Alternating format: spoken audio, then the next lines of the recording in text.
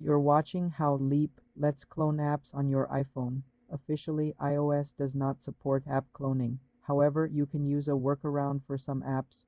For social media like WhatsApp, use the official WhatsApp business app from the App Store as a second account. For other apps, you can use third-party tools like app cloner websites.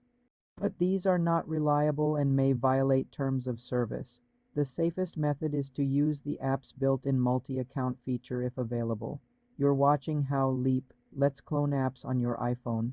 Officially, iOS does not support app cloning.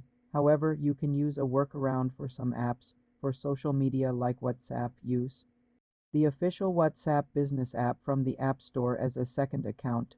For other apps, you can use third-party tools like app cloner websites, but these are not reliable and may violate terms of service. The safest method is to use the app's built-in multi-account feature if available. For a true clone, you would need to jailbreak your iPhone, which is not recommended due to security risks. For more simple tech tutorials, subscribe to the channel.